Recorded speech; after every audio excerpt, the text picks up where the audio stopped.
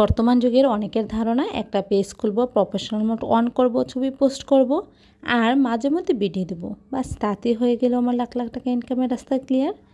আর এই ইনকাম দিয়ে খুব সহজে আমি আমার স্বপ্নগুলো পূরণ করতে পারবো।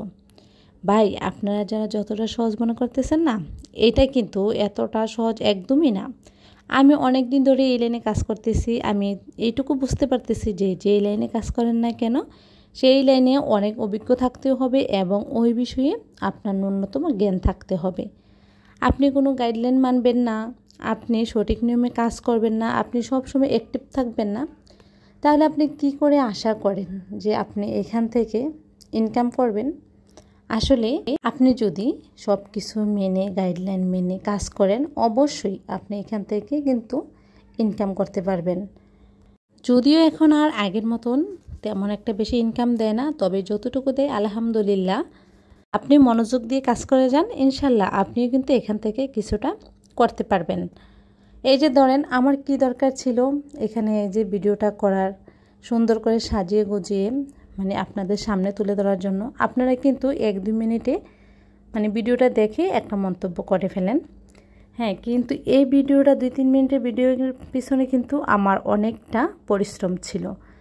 আমি কিন্তু চেষ্টা করি যে আমার ভিডিওটা কিভাবে সুন্দর করে আপনাদের সামনে প্রেজেন্ট করব, ওইটাই কিন্তু চিন্তা করি সবসময় মাথায়, কিন্তু এইগুলোই ঘুরতে থাকে। আর এই যে ধরেন, আমার সারা দিন সংসারে কাজ করে বাচ্চা সামলিয়ে এক হাতে কিন্তু সব কিছু করতেছি। তো কেন করতেছি? যে আমার এখান থেকে একটা কিছু পাওয়ার আশাই কিন্তু করতেছি। আপনি কি আমাকে এমনি কোনো কিছু দিয়ে দিবেন? না, কখনোই না। কোনো কিছু পেতে হলে কিন্তু কোনো কিছু দিতে হয়। তো তার জন্য আমাদের কি করতে হবে? অনেক পরিশ্রম করতে হবে, অ্যাক্টিভ থাকতে হবে।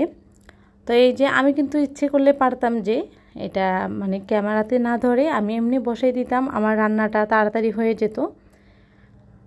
যেইখানে রান্না করতে লাগে আধা ঘন্টা বা 1 ঘন্টা টাইম, ওইখানে কিন্তু আমাদের ওই রান্নাটা করতে এর পিছনে অনেকটা টাইম লাগে।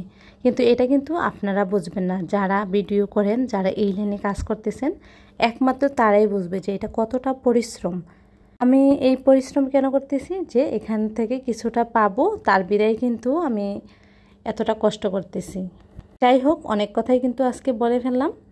তবে যারা এগুলো মেনে চলেন, তারা কিন্তু ইনশাল্লাহ সামনের দিকে এগিয়ে যেতে পারবেন আর এখান থেকে কিছু একটা পাবেন। তো এই তো এখন কিন্তু প্রায় আমের সিজন শেষ। তো আমার বাচ্চা বলতেছে আম নিয়ে আসার জন্য। আর এখনের আম আমার একটু কিনতেও ভয় লাগে, কারণ ভিতরে কিন্তু পোকা থাকে, এই জন্য তেমন একটা আনা হয় না। তবে এই আমটা ভালোই ছিল আলহামদুলিল্লাহ। আমটা অনেক মিষ্টিও ছিল।